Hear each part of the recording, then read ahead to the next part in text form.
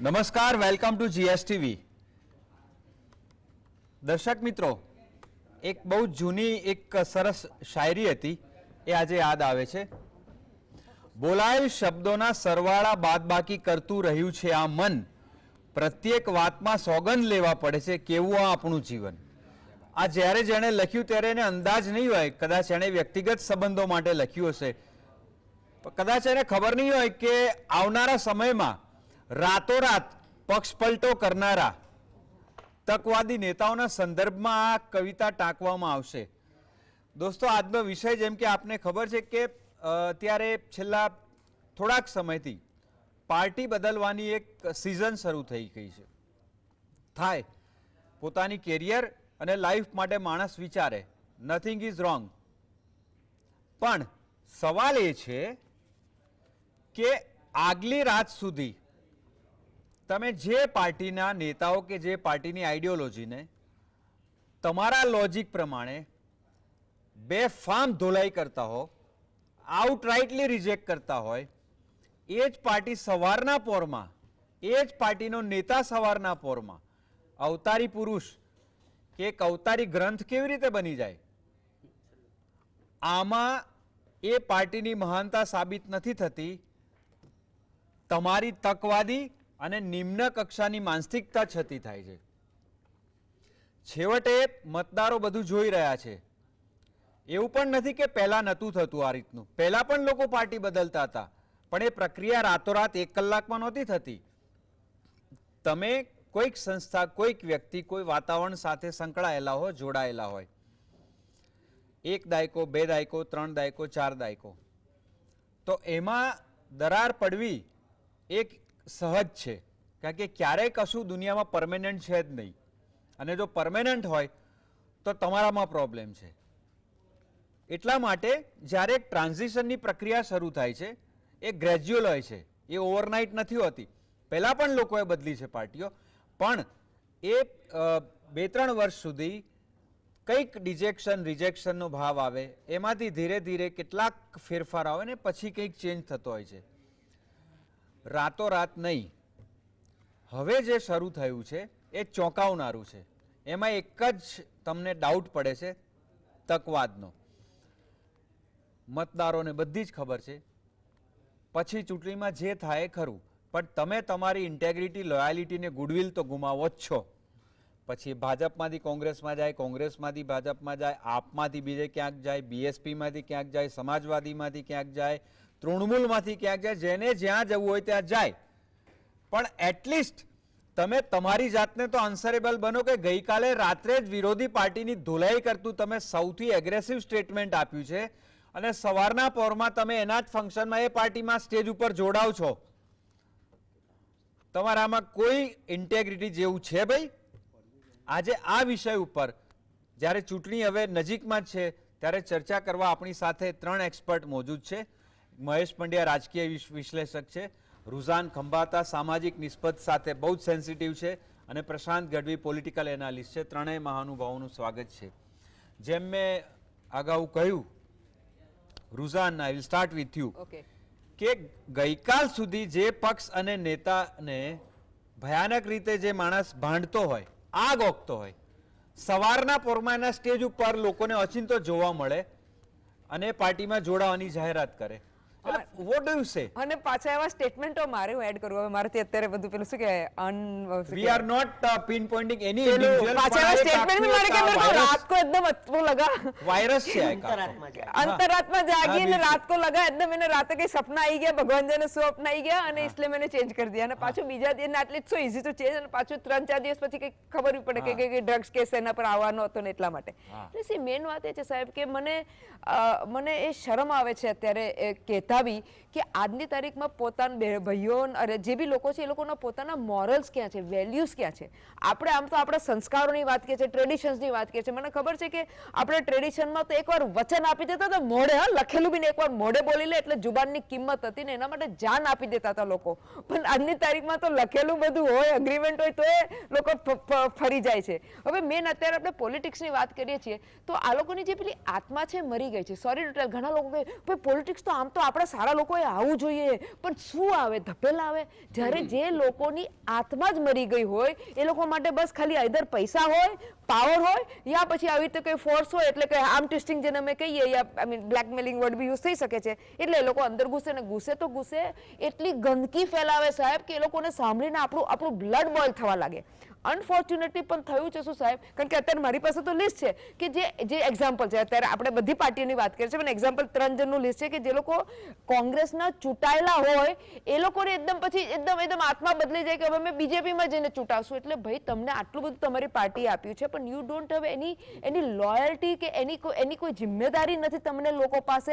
એટલે what is that? કારણ કે ઘણીવાર અમે લોકો અંદર અમારી અંદર જ્યારે વાતો કરતા હોઈએ ત્યારે ઘણીવાર આ ડિસ્કસ થાય કે લોકોનું અંદરનું આત્મા મરી ગયું છે. અનફોર્ચ્યુનેટલી આપણે બધી મોટી વાત કરશું, કદાચ એ વાત ચાલશે વોટ્સએપ પર કે પેલી બિચારી ગરીબ બેન છે એનો દીવડો ખરીદો, એ આપણી આત્માની વાત છે, હું ના નથી પાડતી, એવા આપણે ઇમોશન્સ બતાવશું ને બધા એના પર ઠેંગા મૂકીને વ્યૂઝ લેશે. પણ જ્યારે આ નેતાઓ આવી રીતે પોતાના જાતને વેચી નાખે છે યા પોતાના કર્તવ્યને વેચી નાખે છે તો મને તો ઘિન્ન આવે છે to in a very simple terms. જી, એટલે અંતરાત્મા આ ચૂંટણીના દિવસોમાં છૂટા મૂકવામાં આવતા હોય છે અનેક પ્રકારના. પ્રશાંતભાઈ, રૂઝાને એક વાત કરી, મેં જે વાત કરી હતી કે તકવાદનો ખેલ છે કે અસ્તિત્વનો, પણ એણે સારી વાત કરી કે આમાં ક્યાંક ધમકી બ્લેકમેલિંગનો પણ ખેલ છે. તો છેલ્લા 4-5 મહિનાથી અલગ અલગ પાર્ટીઓમાં જે કુદાકૂદનો જે ખેલ ચાલ્યો છે, તો એ પોતાના અસ્તિત્વનો ખેલ છે, કેરિયરનો ખેલ છે, ધમકીનો ખેલ છે કે બ્લેકમેલિંગથી પેલી બાજુ જવાનો ખેલ છે? તો સીધી લીટીમાં કહીએ તો પોતાના સ્વાર્થનો પહેલો ખેલ છે. Very good.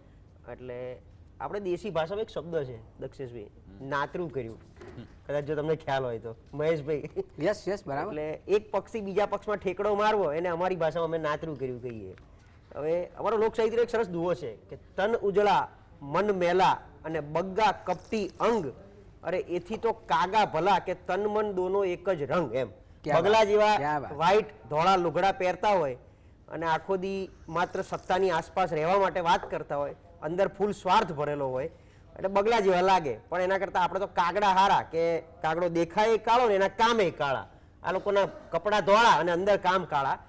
બધા એવા નથી હોતા, હું સમજુ છું. પણ છેલ્લા 3 દાયકાની અંદર આપણે જે કંઈ જોતા આવ્યા છે એમાં 1 દાયકામાં વધારે છેલ્લા, એ માત્ર ને માત્ર રાજકીય અંગત સ્વાર્થને કારણે, અને એની પાછળ બહુ બધા પરિબળો ભલે જવાબદાર. ગુજરાતના પરિપ્રેક્ષમાં બહુ બધા આને લઈને આપણે ચર્ચા કરી શકીએ, પણ દેશવ્યાપી જો આ વાત કરીએ તો સ્વાર્થની સાથે સાથે ક્યાંક પોતાનું અસ્તિત્વ કરતા અંદરનો ડર કે જો હું અહીંયા ને અહીંયા રહીશ તો કંઈક મારી જોડે એવું અજુગતું થવાનું છે કે મારું અસ્તિત્વ જોખમાઈ જશે. એટલે બધું આવી ગયું, ચતુષ્કોણ પૂરો થઈ ગયો તમારો. આપણું લૂપ જો ક્લોઝ કરવું હોય તો એટલે આપણને એવું થાય કે આ વિચારધારાની લડાઈ પક્ષ વિચારધારાથી બને છે. માનવી જ્યારે કોઈ બી વ્યક્તિ પક્ષમાં જોડાય છે ત્યારે વિચારધારાથી જોડાય છે અને પક્ષને વફાદાર રહેવા માટે જોડાતો હોય, પણ પોતાના સ્વાર્થ કે પોતાની ટિકિટ, પોતાની ચૂંટણી, પોતાનું રાજકીય અસ્તિત્વ એના માટે જ્યારે જાય ત્યારે આપણને એમ થાય કે આ વિચારધારાની લડાઈ નથી, આ પોતાના માયલા અંદર માયલો રહેલો મેલી ધારાની લડાઈ છે. મેલી ધારા જે અંદર રહેલી હોય ને, મેલું ખાય આપણે નથી કહેતા, એ અંદર જે રહેલું મેલું છે ને એ ત્યારે બહાર આવતું હોય છે.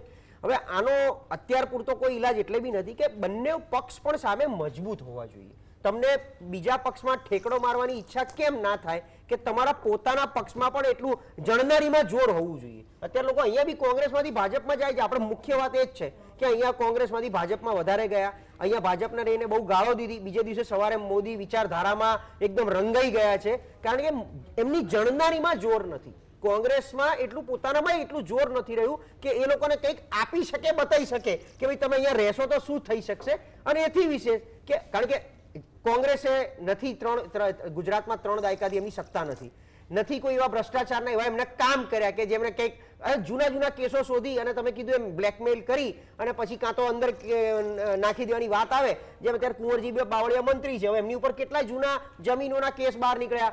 ધાંગધ્રામાંથી આપણે પેલા સાબરિયાની વાત કરીએ છીએ, એવા કેટલાય લોકો બી છે. તો જૂના કેસો બહાર કાઢવા શેના માટે? એટલે કાં તો એમના સમાજનું મધપૂડાનું એવું મીઠું મધ છે કે સામી પાર્ટીને એટલી જરૂર છે અને એટલે આ બાજુ યેનકેન પ્રકારે લાવવા છે. એટલે કાં તો એ મધપૂડો છે અને રાજકીય પક્ષને પણ એની મજબૂરી છે, અને કાં તો ચોક્કસ તમે કીધું એમ કે બ્લેકમેલિંગ અને એટલા બધા એ લોકોને પેલા કરી નાખે, જેમ આખી પાર્ટીઓ તૂટવા માંડે જ. આ આમ આદમી પાર્ટી ઉપર અત્યારે જે પ્રેશર ચાલે છે એ શું છે કે ગમે એમ કરીને પાર્ટીનું ભંગાણ થઈ જાય, ગમે એમ કરીને એ લેવલે એમને લઈ આવો કે જેથી એ પાર્ટી વિલીનીકરણ થઈ જાય અને ક્યાંક ને ક્યાંક અમારામાં ભળી જાય.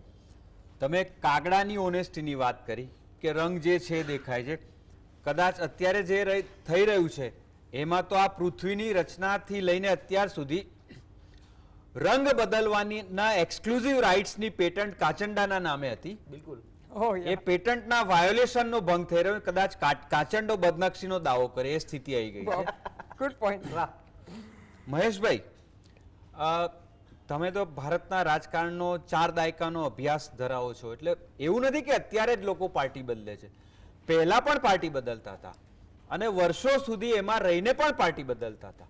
પણ દર્શકોને એ જાણવું ગમશે કે અગાઉ પાર્ટી બદલવાની જે પેટર્ન હતી એ પેટર્ન કેવી હતી, કયા સંજોગોમાં લોકો પાર્ટી બદલતા હતા, મોટીમાંથી નાની પાર્ટીમાં જતા હતા કે નાનીમાંથી મોટી પાર્ટીમાં જતા હતા, અને અત્યારે જે પાર્ટી બદલવાની પેટર્ન છે એક મેં અગાઉ કહ્યું જે ગ્રેજ્યુઅલ એક પ્રોસેસ હોય છે એ પ્રોસેસ કેવી હોતી હતી, લોકો કેવા સંજોગોમાં બદલતા હતા, આઈડિયોલોજી એકદમ નથી બદલાઈ જતી. તો એ આખી જે એક ધીરે ધીરે ધીરે ધીરે પેલી બાજુ જવાની વાત છે એના વિશે સહેજ કોને. દક્ષેશભાઈ, એક તો સરસ વિષય લીધો છે, કારણ કે યોગ્ય છે મતદારોને પણ આ સમજાવવાની બહુ જરૂર છે. એટલે ભારતના નાગરિકોને ને ગુજરાતના નાગરિકોને સમજ આપવાની બહુ જ જરૂર છે, કારણ કે અત્યારે પ્રચંડ મીડિયા પ્રચાર પ્રસાર જે થઈ રહ્યો છે એમાં આને જસ્ટિફિકેશન મળે છે. એટલે આ બધું બરાબર થઈ રહ્યું છે, એટલે મતદાર પણ મૂંઝાય છે, ભ્રામક છે, અથવા તો એ ગેરમાર્ગે દોરાય છે. રાજીવ ગાંધીના વખતમાં પક્ષપલટા વિરોધી કાયદો આવ્યો અને આપણે સરસ વાત કરી એટલા માટે કે વિચારધારા ક્યાંક એ વખતે હતી, એટલે બીજી પાર્ટીમાં જોડાવા કરતાં આખો એક પક્ષનો ભાગ જતો રહેતો હતો, એટલે પોતે બીજો પાર્ટી બનાવતી હતી અથવા ક્યાંક સામેલ થઈ જતા હતા. અને એટલા માટે એવો નિયમ આવ્યો કે ભાઈ આ તૂટક થાય છે અને પછી એ તો ગેરલાયક જ ઠરતા હતા ધારાસભ્ય તરીકે, સોરી એ પક્ષપલટો કાયદો નહોતો ત્યારે ગેરલાયક ઠરતા નહોતા ધારાસભ્ય તરીકે અથવા સંસદ સભ્ય તરીકે, એટલે બીજી પાર્ટીમાં જઈ શકતા હતા અથવા તો એક જુદું ગુટ ઊભું કરી શકતા હતા. એટલે પક્ષપલટા વિરોધી કાયદો આવ્યો કે ભાઈ આ 30%થી વધારે લોકો જો પક્ષ એક સાથે બદલે તો એમને જુદા ગુઠની મંજૂરી મળે, જે હમણાં આ સિંધે ગ્રુપમાં પણ થયું અને એનસીપીમાં પણ થયું ને એ આપણે જોઈ રહ્યા છીએ. પરંતુ હવે શું થાય છે, હવે તો કાયદેસરના કોઈ બીક રાખ્યા સિવાય રાજીનામું જ આપી દેવાનું, એટલે પક્ષપલટો કાયદો કરવાનો જ નહીં, કારણ કે સામે ખાતરી મળી છે કે ભાઈ તું અમારો ઉમેદવાર થઈ જજે અને પછી લડજે, જીતી જઈશું. એટલે હવે આખી જુદી પેટર્ન બદલાઈ છે કે, અને એ જે કેમ બદલાઈ છે એનું કારણ એવું છે કે એમને એક સાથે એવી બહુમતી જોઈએ છે કે ધારે કરી શકે, એટલે લોકશાહી જેવું રહે જ નહીં, વિપક્ષ પર જ ના રહે અને મનગમતા કાયદાઓ બનાવી શકે અને ભ્રમણા એવી ફેલાવવામાં આવે કે તમારે આ જોઈએ છે ને, આ વિદેશો હુમલો કરશે, આમ કરશે, તેમ કરશે, યુએનમાં ડંકો વાગે છે, વિશ્વગુરુ છીએ અને આ લોકો વચ્ચે વચ્ચે ડબકા નાખીને આપણને હેરાન કરે છે. એટલે લોકો પણ ભ્રમિત થયા છે, એટલે લોકોને પણ એવું લાગે છે કે ના ના આમ બરાબર છે, આજે કંઈ થઈ રહ્યું છે ઠીક છે, એ ભલે એ રુઝાનબેન કહેતા હોય કે પ્રશાંતભાઈ કહેતા કે હું કહું કે તમે કહું, પણ લોકોના મનમાં એ ઠોકી બેસાડવામાં આવ્યું છે કે અત્યારે જે થઈ રહ્યું છે બરાબર છે, કારણ કે જો 400ની પાર નહીં થાય તો આ દેશ ક્યાં જશે. એટલે અત્યાર સુધી આ દેશ સલામત હતો એ ખબર નથી, 10 વર્ષે તો ખરેખર તો મજબૂત થવો જોઈએ, એની જગ્યાએ દેશનું ભાવિ બગડી ગયું અને બીજો દેશ ચડી બેસશે અથવા તો બીજી જ્ઞાતિ ચડી બેસશે, બીજો ધર્મ ચડી બેસશે. આ જે ભ્રમણા ફેલાવી છે અને એટલા માટે લોકો પણ જસ્ટિફિકેશન આપે છે આ પક્ષપલટા જે લોકો કરી રહ્યા છે એના માટે. પણ દક્ષેશભાઈ, મારે બીજી વાત એ કરવી છે કે લોકોએ પણ સમજવું જોઈએ કે ભાઈ આવા જ લોકોને કે તમે વિચારધારા તો બાજુ પર જ રહી, વિચારધારા જેવું કંઈક છે જ નહીં, જે સરસ વાત પ્રશાંતભાઈએ કરી અને તમે બી કરી, વિચારધારા તો હવે એક નામનું રહી ગયું છે, એવું કંઈ છે જ નહીં. અને બીજું માત્ર વ્યક્તિગત સ્વાર્થ જ છે. તમે જો ગુનેગાર ના હો અને તમે લેક મની ભેગા ના કર્યા હોય તો શાની બીક છે. અને સરકાર તો જેલમાં મૂકે તો જેલમાં જઈ આવવાનું. ચિદમ્બરમ 2 મહિના જેલમાં રહી આવ્યા, વર્ષથી રહી આવ્યા, કેજરીવાલ પણ જેલમાં છે જ ને બીજા, એટલે હું એમને એન્ડોર્સ નથી કરતો, પણ તમારામાં જો એ સત્વ હોય અને તમારું ખમીર હોય તો સરકાર તો કાલે માનો કે મારા ઘરમાં આવીને 50 લાખ નાખી જશે અને જેલમાં લઈ જશે, પછી લડવાનું રહ્યું તમારે. પણ તમે કેમ ગભરાઓ છો, તમે શું કામ ગભરાઓ છો? પણ ગભરાટ કરતાં ભ્રષ્ટાચારને છાવરવો અને મંત્રી બધું મેળવવું આ મુખ્ય કારણ જવાબદાર છે. અને એટલા માટે આજે બેફામ રીતે આ પક્ષપલટાની પ્રવૃત્તિઓ વટથી ચાલે છે અને એમાં એમનો ગૌરવ દેખાય છે. એટલે જે કહ્યું ને કે ગુંગળામણ થઈ, અંતરાત્મા જાગ્યો, રામ મંદિર પ્રતિષ્ઠામાં ના પાડ્યું એટલે અમે ગયા, પણ તમે ક્યારેક આગળ લખ્યો તો પાર્ટીના પ્રમુખને કે તમે રામ મંદિર પ્રતિષ્ઠા પ્રાણ પ્રતિષ્ઠા મહોત્સવનું આમંત્રણ સ્વીકારજો? ના, તમે ઓવરનાઇટ તમને આમ દુઃખ લાગી ગયું, હો તમે સનાતની થઈ ગયા અને તમને બહુ ખોટું લાગી ગયું. હવે એ તો મારા મનની ઈચ્છા છે. હું હિન્દુ ધર્મી છું, પણ રામના મંદિરમાં જવું કે કૃષ્ણના મંદિરમાં જવું એ મારે જાતે નક્કી કરવાનું છે. યાર, તમે કહેવાવાળા કોણ કે હું હિન્દુ નથી? હું હિન્દુ છું. મારે પ્રમાણપત્ર આપવાનું છે કે રામના મંદિરમાં જાઉં કે કૃષ્ણના મંદિરમાં જાઉં તો જ હું હિન્દુ છું. તમે કહેવાવાળા છો કોણ વળી? એટલે આવા ખોટા બહાના કાઢીને જે પક્ષપલટા કરવામાં આવે છે અને પોતાનો સ્વાર્થ સાધે છે, એટલે લોકોએ પણ સમજવું જોઈએ. મહેશભાઈ, જૂની મેં તમને વાત કરી હતી કે ભૂતકાળમાં પણ લોકો બદલતા હતા પાર્ટી. એ પ્રોસેસ કેવી હતી? એ સહેજ એ પ્રોસેસ મેં કહ્યું ને કે એમાં શું હતું, લાલ બહાદુર શાસ્ત્રીના એ વખતે સંતાનોએ પણ પાર્ટી બદલી. મોરારજીભાઈએ પણ બદલી હતી, શરદ પવારે પણ બદલી હતી, પણ એ લોકોનું એક ચોક્કસ કથન હતું અને કથન પ્રમાણે આખું ઘૂંટ બદલાતું હતું. એ કોઈ આમ કોઈ પેલા રંગમાં રંગીને કે ઓવરનાઇટ સ્વપ્ન આવ્યું કેવું નહોતું. પીએ સંઘમાં અને જ્યારે એનસીપીના શરદ પવારે પાર્ટી બદલી તો એનું જુદું કારણ હતું. પ્રણવ મુખર્જી પણ જ્યારે પાર્ટી બદલી ત્યારે જુદું કારણ હતું. એમાં વિચારધારાઓ હતી અને વિચારધારાઓને લઈને એમણે કરેલું. એમને કોઈ ભયના લીધે, ભ્રષ્ટાચારના લીધે એવું નહોતું. એમની એક ચોક્કસ માન્યતા હતી, એમની એક ચોક્કસ વિચારધારા હતી અને એના લીધે એમણે પક્ષપલટો કરેલો. આજે જુદું છે. ઓકે રુઝાન જી, પક્ષ બદલવા માટે તકવાદ ઉપરાંત એક બીજું એલિમેન્ટ પણ છે. કેટલાક જેન્યુઅન કેસીસ પણ આપણે જોઈએ છે કે કોઈ સ્કોલર માણસ હોય પાર્ટીમાં અને રિસર્ચ બેઝ એ માણસ કામ કરતો હોય.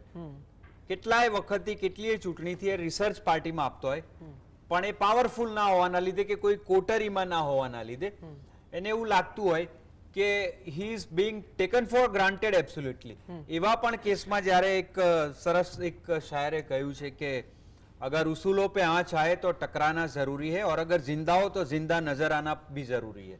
એટલે કેટલીક વાર એવું પણ હોય છે કે the person is forced by his conscience to quit. પણ આવી રીતે પણ જ્યારે પાટલી બદલે છે, બીજી બાજુ જાય છે, ત્યારે મતદારોને કન્વિન્સ કરવા ઇઝી હોતા નથી. તો આવા લોકો માટે મતદારોનું વલણ પહેલા અને પછી કેવું હોય છે? સર, મારો તો લાઈફનો ફંડા બહુ ક્લિયર છે. કારણ કે અમે જ્યારે અમારે એક્ઝામ્પલ આપો, કંપનીઝમાં એ લોકો અગર સેલરી માટે બીજી કંપનીમાં જાય, યા મારે ત્યાં આવતા હતા લોકો બીજી કંપનીથી આવતા હતા કે બેન અમે અહીંયા કંપનીમાં છીએ, તમારું આમ કરશું, બધું મોટી મોટી વાતો.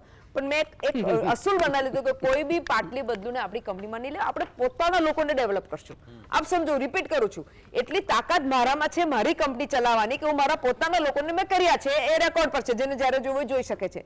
સિમિલરલી મને એ ખબર નથી પડતી કે જે પાર્ટી, વિચેવર પાર્ટી, એ બીજા લોકોને જ્યારે ટર્નકોટ્સ, વી કોલ ધેમ ટર્નકોટ્સ લે છે, ત્યારે એના જે કાર્યકર્તાઓ છે સાહેબ, એ લોકોને તેનો મતલબ કે તમે એ લોકોને ઇન્સલ્ટ કરી રહ્યા છો. જે લોકો આટલા વર્ષોથી વફાદારી, ઈમાનદારીથી તમારા માટે ઊભા છે, કેટલાય સેક્રિફાઈસીસ કર્યા હશે, પણ તમે એ લોકોને ડિસરિગાર્ડ કરી અને જે નવા જે પાટલી બદલુઓ છે, જે લોકોને ત્યાં માની લો કે અત્યારે ઘણા બધા નેતાઓ છે જે લોકો આવી ગયા છે ને એ લોકોને તરત ટિકિટો મળી ગઈ છે, પેલા કહેવાય ને ડ્રોપિંગ, શું કે એર ડ્રોપ કહેવાય ને, એ રીતે. એટલે સૌથી પહેલા મારે એ જે બી પાર્ટીઓ છે, હું એમ નથી કહેતી કે એક જ પાર્ટીમાં, નજીક યાદ છે કે ટીએમસીમાં બી જ્યારે એમનું એસેમ્બલીનું ઇલેક્શન પત્યું ત્યારે એ લોકોના શું કહેવાય ઘણા બધા જે બીજેપીમાં ગયા હતા પછી પાછા ટીએમસીમાં જોઈન થઈ ગયા અને એ લોકોએ બી એ લોકોને લઈ લીધા. એટલે મારે એવું કેવું છે કે તમારે એવા અસૂલો ક્યાં છે? કારણ કે અલ્ટિમેટલી આજની તારીખમાં I can respect party on it અસૂલ. કારણ કે અગર હું એક્ઝામ્પલ મેં મારા કંપનીનો આપ્યો, સિમિલરલી આજની તારીખમાં જે લોકો, જે તમે સાહેબ મને કહેવાની કોશિશ કરો છો કે સારા, હવે રિસર્ચ વાળા લોકોની એક્ઝામ્પલ આપીએ તો એના પર જ વાત કરો કે ભાઈ તારી રિસર્ચ છે, ભાઈ તારું બધું ત્યાં કોઈ બી કંપનીમાં, કોઈ બી ઓર્ગેનાઇઝેશનમાં જે માણસ કામનો હશે ને એ માણસને કંપની છોડશે નહીં. એને ધ્યાન રાખશે. ધેટ મીન્સ કે અગર એ રિસર્ચ વાળો માણસ કામનો નથી તો એને કંપની કહ્યું કે ભાઈ જતો હોય તો તું જા, કંપની કે જે પાર્ટીઓ છે એનો મતલબ શું થઈ રહ્યો છે કે એ માણસનું ત્યાં વર્ચસ્વ એટલા માટે નથી કારણ કે એની વેલ્યુ એટલા માટે નથી કારણ કે એની પાસે કશું છે નહીં. જેમ અત્યારે કાર્યકર્તા, બધી પાર્ટીઓની વાત કરું, બધી પાર્ટીઓના કાર્યકર્તાનું કોઈ વર્ચસ્વ નથી. આમ જોવા જઈએ તો ભાઈ આપણે બધા પેલા શું પેલા સ્કાર્ફ પહેરી અને ઘેલા ગાડા કાઢીને પેલી જીપોમાં મારી સામે જોજો, મારા ઉમેદવાર સામે ના જોતા. કરેક્ટ. અને પછી હજી તો એવું બી થાય થાય છે કે હવે ભાઈ અમારે નહીં, અમારો તો ભાઈ એક મોટો નેતા છે, એને જ વોટ આપ, એના નામે વોટ આપજો, ભલે હું ઊભો છું એના બદલે. એટલે કહેવાનો હેતુ એ છે સાહેબ ને અમારે કે એ બધા કાર્યકર્તાઓ જોડે અન્યાય થઈ રહ્યો છે, પહેલો પોઈન્ટ. ફરી બીજો પોઈન્ટ જે કહેવા માંગુ છું સાહેબ, કે અગર આ રિસર્ચ તમે એક્ઝામ્પલ આપો, એટલે એક્ઝામ્પલ જ વાત કરીશ કે ધેટ મીન્સ કે એ માણસનું એટલું એનું એટલું શું કહેવાય યોગદાન નથી, તો ઓબ્વિયસલી હવે એ પાર્ટી બદલે કે નહીં. જેમ કે હું ઘણા નેતાઓને અત્યારે જોઉં છું અહીંયાથી ત્યાં કરે છે, ઘણા નેતાઓનું યોગદાન જ નથી, આ પોતે જ જીતી નથી શક્યા પોતાના સેલ્ફ પર, પણ હવે અત્યારે પાર્ટી બદલે છે ફોર વોટ એવર રીઝન. કારણ કે હવે ને ફાઇનલ વાત સાહેબ એ બહુ ઇમ્પોર્ટન્ટ છે કે હવે કેમ એ માણસો પાર્ટી બદલે છે. ફરી રિપીટ કરું છું કે અગર તમારે ત્યાં વર્ચસ્વ ના હોય ને તમારે જવું હોય તો ફેર ઇનફ છે, ચલો માની લીધું એકવાર. પણ અગર તમને તમે કોઈ કાલા કામ કર્યો હોય, ખોટા કામ કરો ને એટલે તમને બ્લેકમેલ કરવામાં આવે, પ્રેશર કરવામાં આવે ને પછી તમે ચેન્જ કરો, એનો મતલબ એ થયો છે કે એક તો તમે પોતે જ કાલા છો, લેટ અસ એક્સેપ્ટ ધેટ. તે કાલા માણસને આપણે લોકોએ જાગૃત થવું જોઈએ. કોણ લોકોએ? મતદારોએ જાગૃત થવું જોઈએ કે કાલા લોકો એટલે કાલા કામ કરતા લોકોને તમારે વોટ ના આપવો જોઈએ. અને કારણ કે આપણે અલ્ટિમેટલી અગર તમારે દેશ માટે કંઈ કરવું છે તો આ રીતે તમે દેશ માટે કરી શકશો કે તમે જ્યારે સારા માણસોને મૂકશો તો તમારું દેશ આગળ વધશે. ખાલી સોશિયલ મીડિયા પર યા વોટ્સએપ પર યુનિવર્સિટી પર બધું ફોરવર્ડ કરવાથી તમે દેશ માટે કશું નથી કરી રહ્યા ભાઈ. તમારું કામ છે સારા માણસોને ચૂનીને નાખવાનું. અને ત્રીજો ઇમ્પોર્ટન્ટ પોઈન્ટ છે કે મારે, કારણ કે આ બધું તો તમાશા જે વધી રહ્યા છે તો લોકોને કેવું છે કે તમે તમારા દિલ પર હાથ મૂકો. બહેનોને કેવું છે કે તમે તમારા દિલ પર હાથ મૂકો કે ભાઈ આ માણસ ભાઈ ભલે કઈ બી પાર્ટીમાંથી આવ્યો હોય પણ એના ક્રેડેન્શિયલ શું છે. ક્રેડેન્શિયલ એટલે કે ભાઈ એનો, કારણ કે તમે જોતો હશો મારી પાસે અત્યારે ભૂલી ગયો છું મને ADR નો રિપોર્ટ હતો કે કદાચ 40 થી 50% 60% MPs યા MLAs બધા જેવા ક્રિમિનલ બેકગ્રાઉન્ડ. એનો મતલબ ને તે બી હિનિયસ ક્રિમિનલ એટલે એવું નહીં કે રેપ મર્ડર, એવા બધા હિનિયસ બેકગ્રાઉન્ડ છે. એટલે એનો મતલબ એ છે કે આપણે જાગવું પડશે. ના તો તમે આ કરતા રહીશું ડિબેટ, પણ લોકોએ જાગૃત કરી અને તમારા દિલ પર હાથ મૂકીને વોટ આપજો. સમાજ ના લાવતા, કારણ કે જ્યારે આપણું દેશ હશે તો સમાજ હશે, ના તો બંને ધર્મ બી ના લાવતા, કારણ કે દેશ હશે તો ધર્મ ને હશે સમાજ. જી મહેશભાઈ, એક લાસ્ટ સવાલ, આપણી પાસે માત્ર 3 મિનિટ છે. ઇંગ્લેન્ડમાં ટોરી અને લેબર પાર્ટી કે યુએસમાં રિપબ્લિકન કે ડેમોક્રેટ, એ પાર્ટીમાંથી એકબીજામાં કૂદકો મારવો હોય તો મતદારોને લોજિકલી કન્વિન્સ કરવા પડે છે. એવું અહીં કેમ નથી? એવું ક્યારે થશે અહીંયા ઇન વન લાઈન? અઘરું છે અહીંયા, કારણ કે અહીંયા જાતિ ધર્મ ઉપર બધું વહેંચાયેલું છે એટલે એના લીધે. એક્ઝેક્ટલી. અને બીજું દર્શક મિત્રો કે અહીંયા આગળ આપણે લિનિયન્ટ ને ટેકન ફોર ગ્રાન્ટેડ આપણે ગણાઈ રહ્યા છીએ એટલા માટે આવું કરે છે, ત્યાં એવું નથી. પ્રશાંત, એક last question in one line કે બે તદ્દન અલગ અલગ પ્રજાતિના વૃક્ષોની કલમ એકબીજા ઉપર સફળ થતી નથી, તો અહીંયા આગળ તદ્દન વિભિન્ન વિચારધારા વાળો માણસ જ્યારે બીજી પાર્ટીમાં જાય છે ત્યારે સગવડ્યું જ હોય છે, સફળ થવાના કેસીસ બહુ ઓછા હોય છે. તેમ છતાં આવું કેમ થઈ રહ્યું છે? એટલે પહેલાના સમયમાં આપણે લગ્ન કરતા હતા, હવે લિવિંગમાં રહીએ છીએ. બસ આટલો ડિફરન્સ મને લાગે એક લાઈનમાં. Terrific answer. દર્શક મિત્રો, જ્યાં સુધી તમે તમારા ઉમેદવારને એની માનસિકતા, વિચારધારા અને તમામ એક્ટ માટે એકાઉન્ટેબલ નહીં ગણાવો, જ્યાં સુધી એને અહેસાસ નહીં કરાવો કે હું જે કંઈ પણ કરીશ વ્યક્તિગત લાઈફમાં કે પબ્લિક લાઈફમાં એ મારે તમને એક્સપ્લેન ને કન્વિન્સ કરવા પડશે. હું જે કંઈ પણ કરું, કારણ કે પબ્લિક લાઈફ એવી વસ્તુ છે કે ત્યાં તમે જે કરો એ માત્ર તમારા પૂરતું સીમિત હોતું નથી. તમે કોઈ પર્ટિક્યુલર ઉમેદવારને કોઈ પર્ટિક્યુલર કામ માટે પર્ટિક્યુલર એરિયામાં પર્ટિક્યુલર વિચારધારા માટે છૂટ્યો છે, એ પલટી મારે એ તમારું પણ અપમાન છે. એટલે જ્યાં સુધી તમે એને એ અહેસાસ નહીં કરાવો કે ભાઈ તમે જે કંઈ પણ કરશો યુ આર આન્સરેબલ ટુ અસ, અને જો તમે અમને કંઈ પણ કર્યા પછી જવાબ આપવા સક્ષમ નહીં હો તો it is an end game for you in political arena. આ અહેસાસ નહીં કરાવો ત્યાં સુધી આવા લોકોના હાથમાં તબિયતથી રમ્યા કરો. Good night.